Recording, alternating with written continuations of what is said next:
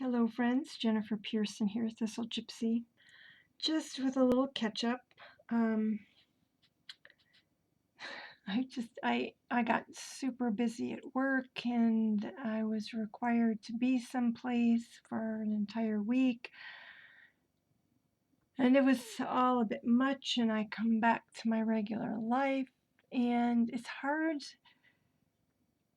because even in the month of July I was super absorbed with preparation.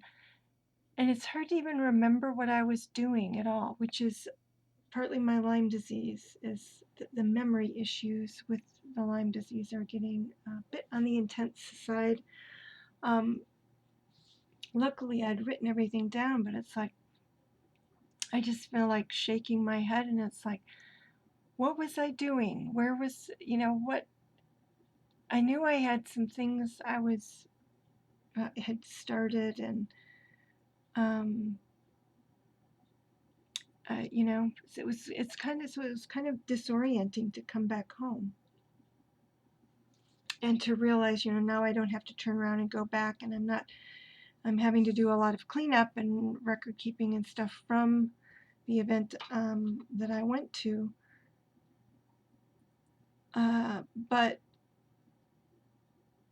I feel like I should get my life back here. And of course, I'm yawning because that's what I do when I get on a video. So, air travel. This event required air travel, and look what happened to my tin. And I didn't even realize it.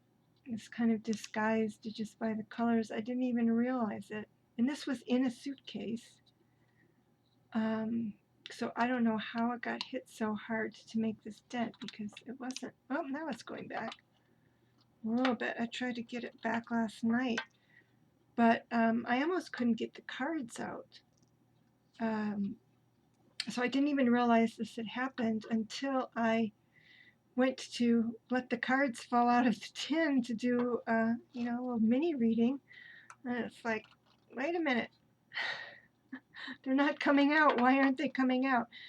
And then I kind of woke up to the situation. So maybe I will be able to put them back in here. I don't know. The lid only got just a little tiny bit of a dent. You probably can't even see it. Just a little tiny bit. Can I put that back on there now? Pretty much. But that's kind of the, I don't know what you call it, it makes me cautious about taking, even in a tin, taking cards with me anywhere. And if I have them in a tin, of course, it's problematic for, going through the x-ray machines and security and all of that.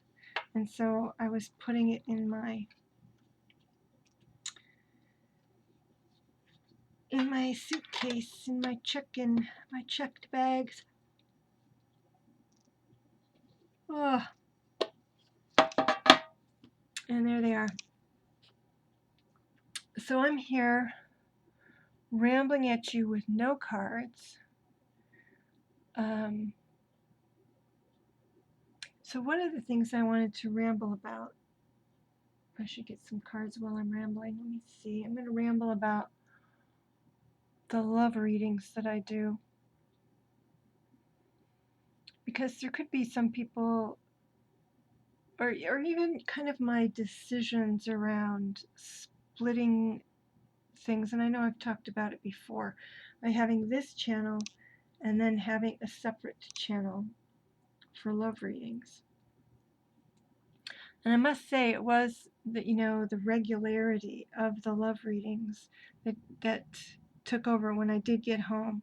It's like, well, I know I need to do these things, but I couldn't remember all of the more interesting, so to speak. I enjoy the love readings also. I don't know, more esoteric, more, the moon readings, and I was doing all of those fun things with decks. fun for me. I don't know that anybody else is that interested. I know what I was. Hang on just a second. This has zero relation to to my channel where I have the love reading. But I was thinking that I wanted to get this deck back out and take a look at it, so I'll just flip through it as we're talking here. So yeah, so I had this channel and my, so this is the Tao Oracle that I'm dragging out to flip through. Whoops, it makes weird squeaky sounds. Oops, and final cards don't want to come out. Come on, silly things. I might just get rid of, that's what's squeaking is this plastic thing. I might just get rid of it since it wants to hold the cards. And I'm instantly reminded that I do like these cards. I might like them more than the Osho Zen Tarot. In any case, I wanted this channel to be more personal, more connecting with other tarot tubers, and doing, VRs, which I haven't had time for, doing the moon phase readings, and more kind of what I see of it as fun experimental things, deck reviews.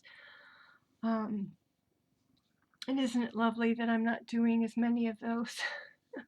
That I've kind of slowed down on my deck purchasing. And sometimes when I get a deck, I'm finding it, even though I like it, I don't feel such a rush to get on and do a video. I'm feeling a little more, I don't know, reserved is the word coming to mind, but I don't think that that's quite right.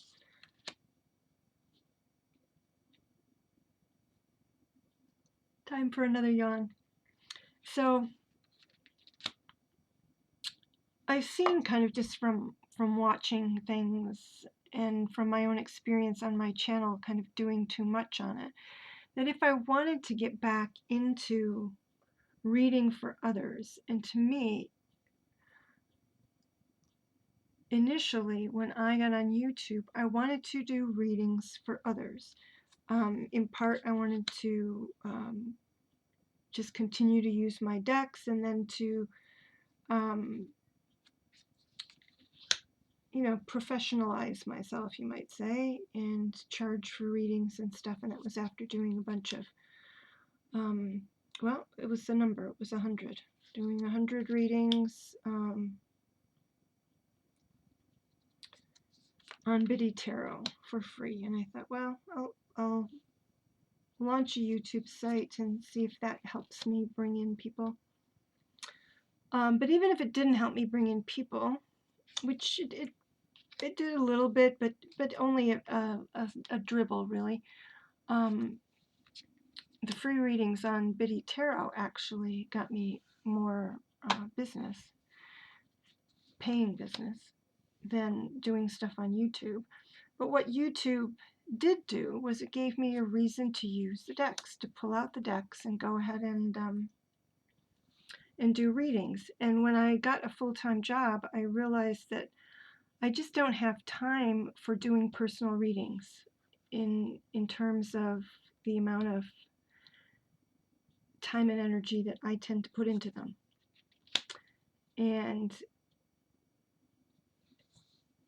But I wanted to use my decks. I had more decks than ever and wanted to use them. So I thought, well, I'm going to start a separate channel. And that was last fall, so getting on a year ago. And start doing love readings again and enjoy myself and stuff. And partly, I have to confess, now because I made that shift and I decided at that time to eliminate a bunch of the, all of them actually, all of the love readings and career readings I had done on this channel. So that's how I got my 3,000 subscribers. I don't know why they haven't all abandoned ship at this point, but was doing those readings. You know, it wasn't relating to other YouTubers or, you know, other tarot people. It was doing love and career readings. I don't know if I did any general readings, but I did them pretty intensively. And that is what built up my subscriber count for this channel. And now, of course, you know, YouTube punishes you essentially for like cleaning house. I knew that would happen. And I find like that I don't have time to do all the things I want to do, all the fun things I want to do. I'm hoping I can get back to doing the deck battles and the 3 sprees and having some fun here. It might take another month, but I'm hopeful.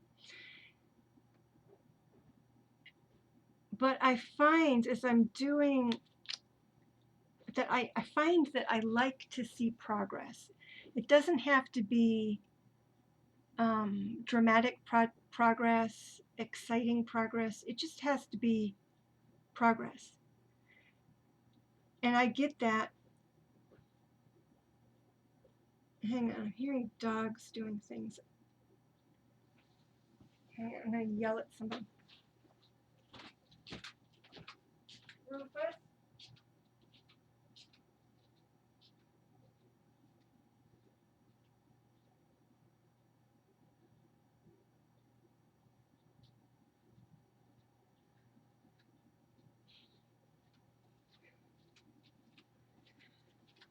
Oh goodness, I know nobody else does this. Nobody else like steps away from their camera and takes a couple minutes to walk into the other room. I don't know what he was doing. I think he was just knocking around in his crate. It was my big shepherd. And in fact, what he's learning these days is how to get into his crate. And that may have been what he was trying to do, was to open the door to get into his crate. Even though, yeah, anyway, that may have been what that ruckus was about. That I'm sure you couldn't hear. In any case, I like to see progress. And in a sense, I didn't even realize that when I started the love channel. I just knew that I wanted to use my decks. And I wasn't going to be doing it for individual readings. And so as I've started to gain some steam again on that other channel, and that, you know, and it says like within the last month I've had 50 new subscribers, and some of the videos are starting to bump up toward 1,000 views, all of which is very modest, but it is progress. You know, I'm seeing progress. But the thing that I realize is that, you know, it's a good thing that I separated my desire for experimentation and doing interesting things away from the love readings, because I realize that people who come to YouTube channels, for the most part, wanting some kind of guidance, whichever form it would be, if they subscribe to you, they kind of want to see the same thing over and over again. They don't want, you know, they want a level of predictability in what you're providing, as opposed to like a different deck every time. So this time when I decided to do my love channel, I can't do kind of what I did in the past and, you know, do all 12 of the zodiac signs for, you know, and release them on the same day. So I'm kind of doing the, what am I saying, the cardinal mutable and fixed signs. I'm dividing them into weeks. So one week I do all the cardinals, then all the mutables, and then all the fixed. And that's actually working quite well in terms of pacing. But another way that it seems to have worked well is that I've chosen decks that I feel kind of have that elemental energy. And I use that one deck for all of the readings for that element. So say I'm doing the cardinal signs. So I use what I consider a fiery deck for the Aries and a watery deck for the Cancer, etc. And I find that that works, that helps. It's like I would connect with Scorpios when I did this previously, but it's like I would never connect with my Cancers, which I'm a Cancer, even though, I'm a Gemini ascendant and quite ascendant in that.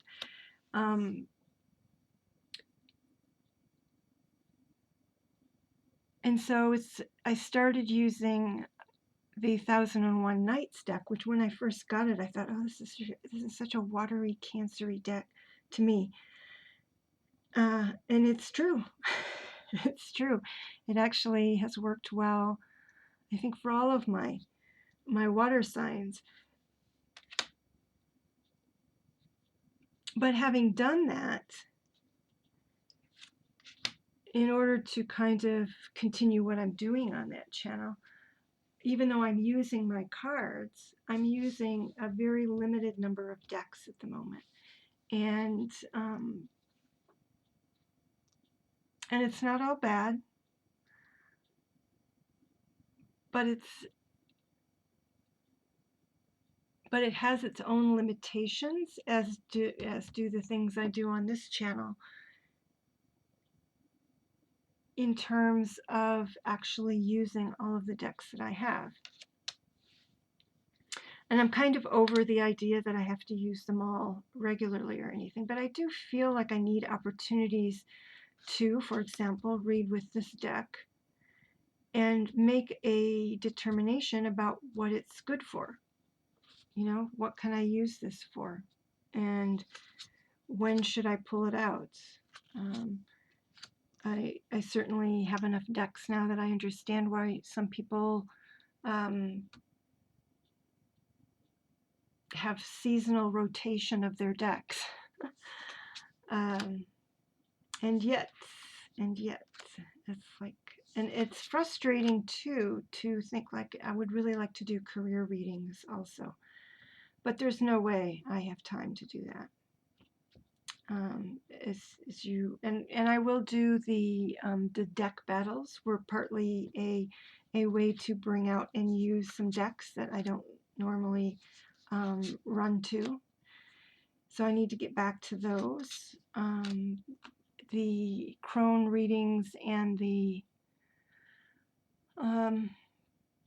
moon readings were also designed to rotate among a bunch of decks.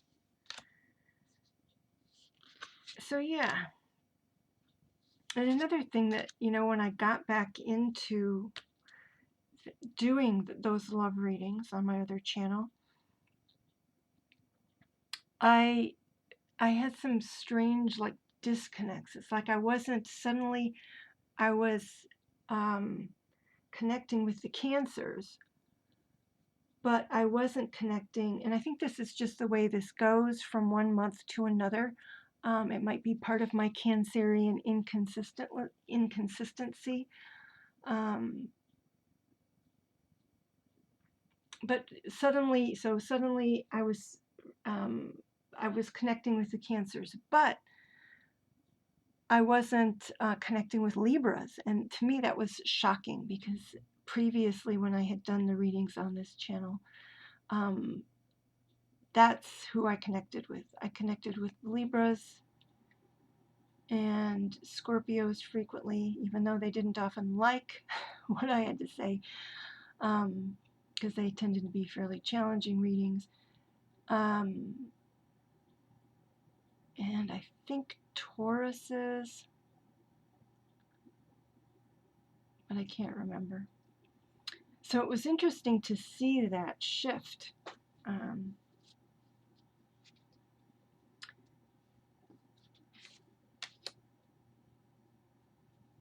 Yeah, I'm trying to think of what else I might want to share just about having, and so there are, and even so, like for a few months I was really doing great with Aries, and then suddenly there was like nothing.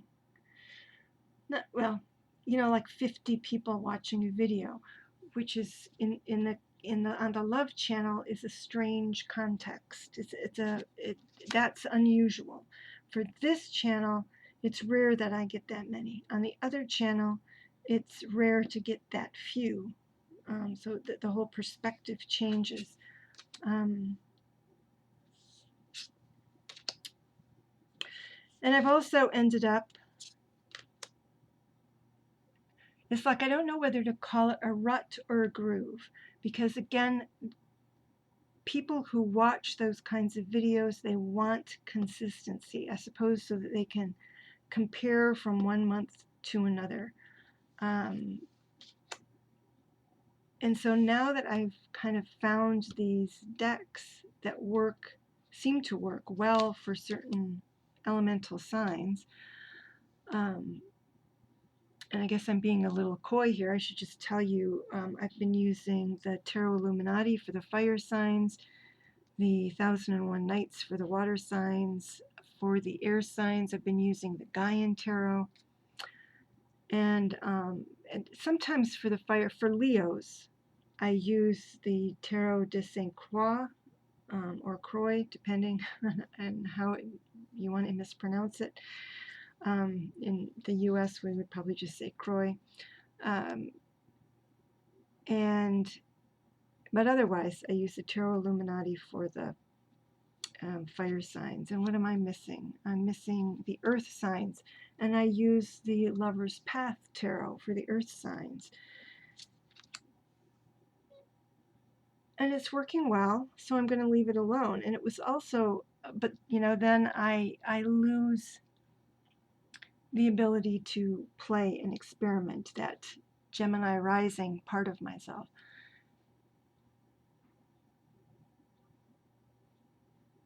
Yeah, so it's like I feel like I'm having to accept.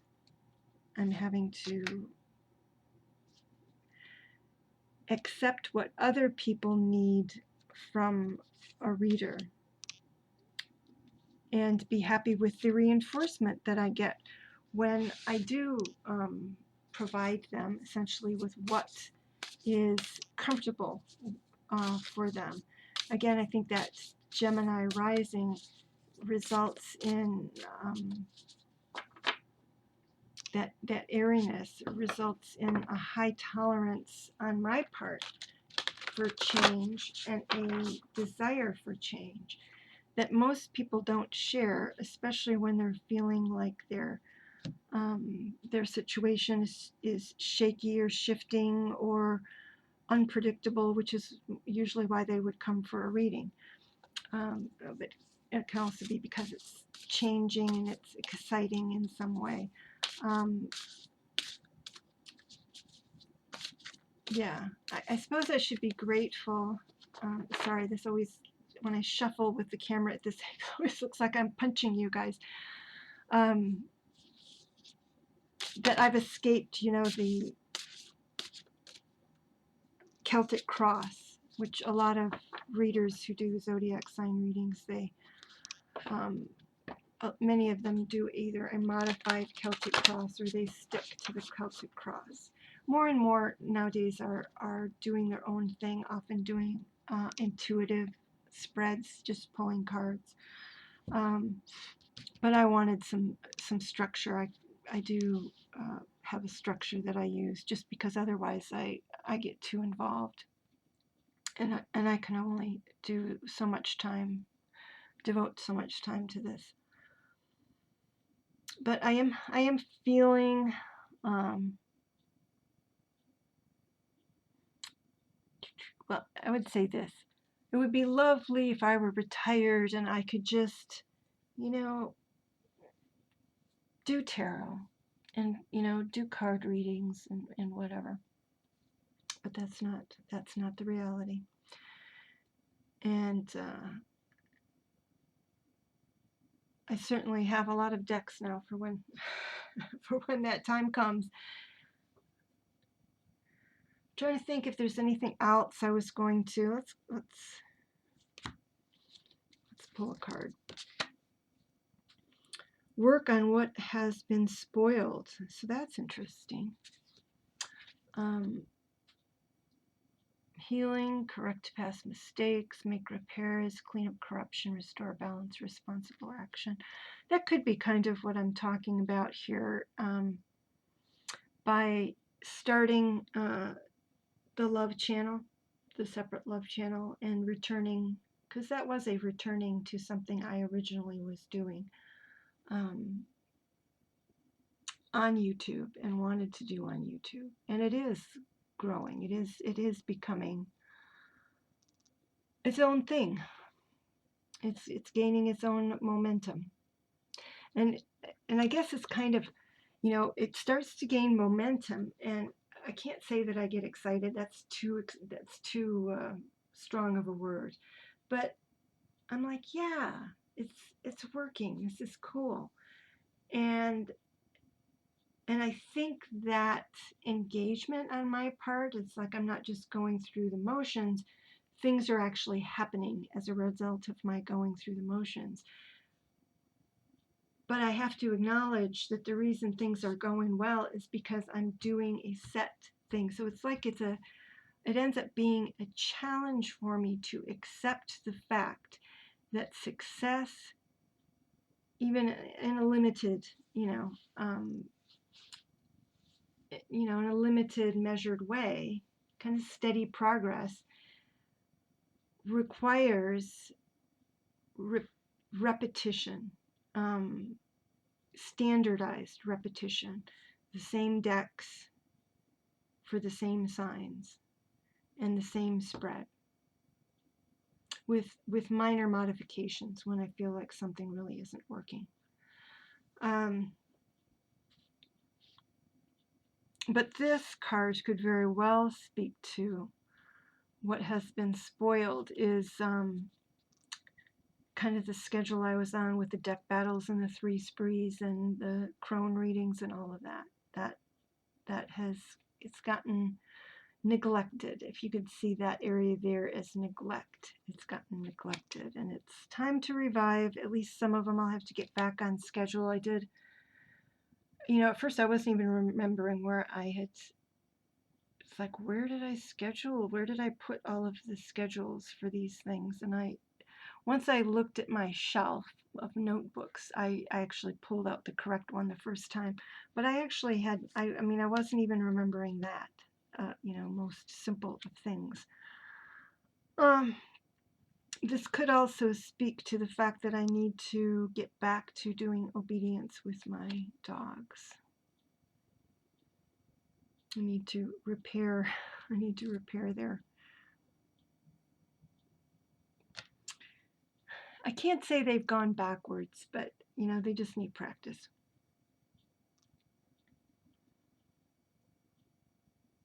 Yeah.